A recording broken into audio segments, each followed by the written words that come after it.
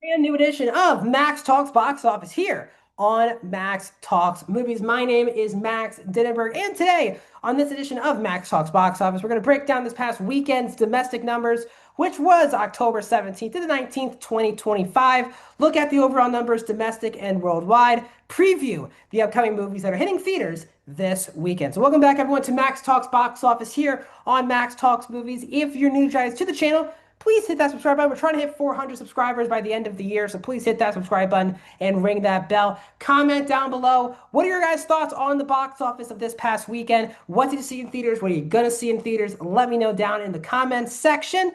Also, sorry, I also forgot to say when I said to subscribe, I do movie reviews, TV show reviews, theater reactions, movie franchise rings, and usually I do this show every single Monday. Just had to move it to Tuesday due to some video conflicts. I wanted to get a video yesterday for a review, so I moved this one to today. So please subscribe, ring the bell, and also, guys, please hit the thumbs up button. So, without further ado, guys, let's get into this past weekend's box office domestically, which I said was the 17th to the 19th of October, 2025. And Black Phone 2 opens in first place from Universal and Blumhouse. They opened at $27.3 million. Now, this movie's budget is $30 million and grossed $44.9 million for the 3-day worldwide. So, the movie really needs to make around probably 75, $80 million, probably 75 million to break even. Now, here's the good news for Black Phone 2. Even though it's a $12 million more expensive movie than Black Phone 1, Black Phone 1 came out in 2022, had an $18 million budget, opened at $23 million domestically, and overall, Black Phone 1 in 2022 grossed $161 million, which again, on an $18 million budget, is a lot of money for Universal and Blumhouse. So we'll see if Black Phone 2 carries the same amount of success. But the fact that this movie even opened $4 million bigger than the first film is improvement, especially for Blumhouse, who had an earlier horror movie this summer in Megan 2.0, which opened $20 million less than the first film opened. So the fact even if it's not a monster gain, you still want to see improvement and progress in the franchise. These are definitely good enough numbers where if Universal wants to make another Black Phone, they're more than welcome to. We just haven't heard much talk about, from the creative perspective, Derrickson wants to keep making films in this franchise, but I think he definitely has a home at Blumhouse, as Blumhouse has had a rough stretch of movies, really since Five Nights at Freddy's over the last year and a half. Now they're going to get Five Nights at Freddy's 2 coming out in early December. But for Blumhouse, they've had a lot of stinkers at the box office, so it's good that they have a success here. This is not a monster franchise, but it's still a franchise that's making a lot of money because of the budget that Blumhouse puts these movies at. So again, yes, are openings having monster 40, $50 million openings important in Hollywood? They are. Just as important, maybe even more important, is having a correct budget on a movie.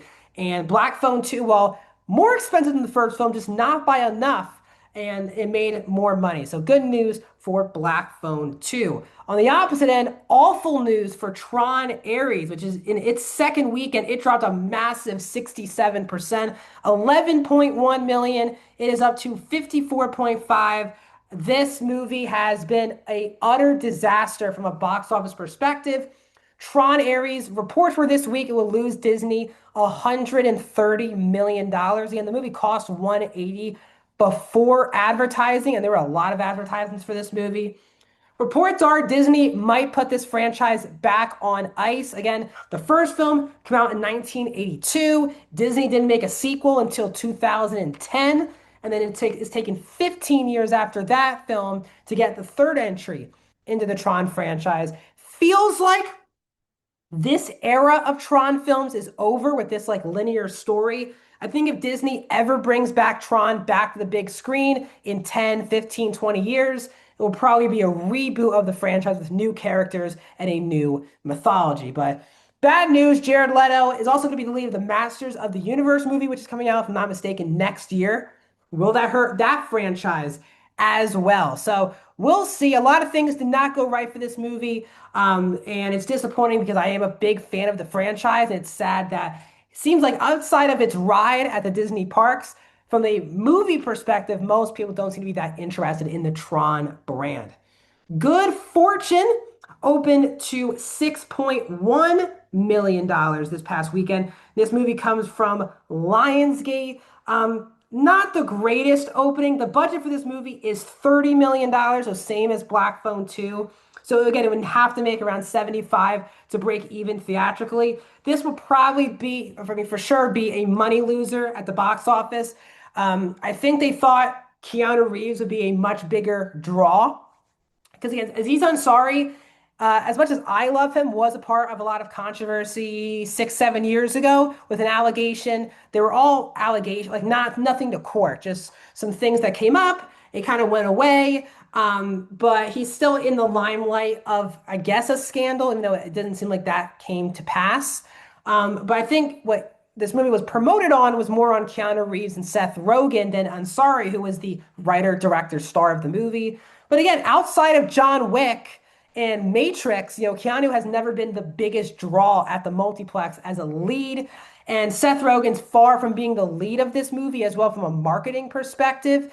Out of the three leads, he got the least amount of stuff done in marketing. So even though he's coming off of a massive success in the studio, Rogen hasn't had many movie hits with him being the lead in a long time. So it's really on the shoulders of Reeves to draw a lot of the star power. And obviously, it did not come to pass. So outside of John Wick, really over the last 15 years, he's not been the biggest draw at the box office.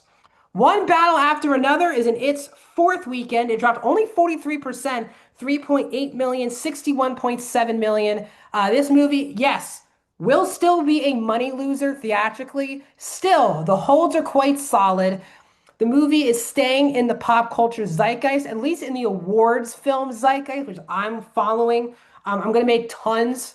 I'm really going to commit to awards season this year, make tons of videos throughout awards season, not just wait for these award shows to happen, like really bring up my thoughts on awards season. Once I see more movies, I'll be more comfortable to talk about them. But One Battle After Another is going to be a major threat in awards season as it looks for shooting for director, picture, actor, actress, supporting, like all the major nominations should be coming the way of One Battle After Another. And out of all these awards films which have been coming out, obviously Sinners and like Avatar, for example, and Wicked will have a lot of box office firepower. This will, compared to other films that also are going to be part of awards season. So even though it's going to be a big money loser, again, Warner Brothers gave PTA all this money for it to be a major awards, not just to be nominated, a threat to win multiple Oscars. And I would say, at least for now, it's definitely a major threat to do so. Roofman did close out the top five. It dropped 54% in its second weekend after a pretty moderate opening. 3.7 million, it's up to 15.2 million domestically. This movie, even though it has really good word of mouth, just has not caught on with people. For Roofman, the budget was around like $18 million. It's already made 15 domestic, so it will make its money because it's made on such the cheap. But this is definitely seemingly not a threat, which is sad. It's one of my favorite movies of the year. Seems like people who have watched it also believe it's one of their favorite movies of the year. But for some reason, this movie, again, it's also a very tough sell because what the movie is selling, it's also very different than the movie itself. So Roofman wraps up the top five this weekend. Looking at the overall numbers domestically, Minecraft at 1, Lilo and Stitch at 2, Superman at 3, Jurassic World Rebirth at 4, Sinners at 5. Sinners will be also getting a re-release in IMAX for the Halloween weekend.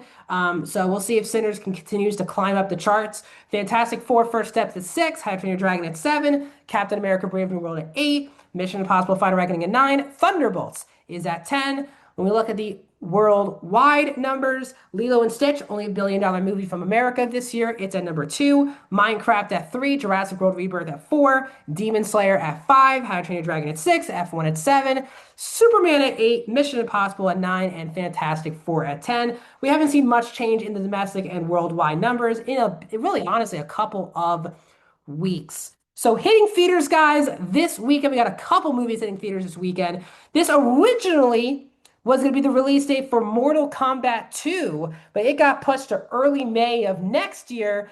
But because it moved out of this date a couple like 2 months ago, it did not give enough time for other movies to move into this date, like some blockbusters. So we definitely have some interesting movies coming out, but no major hits like that are going to hit theaters this weekend. We have Springsteen, Deliver Me from Nowhere, hitting theaters this weekend. Another possible awards film. Jeremy Allen White as Bruce Springsteen, directed by Scott Cooper. We'll see if people do care about Bruce Springsteen in 2025.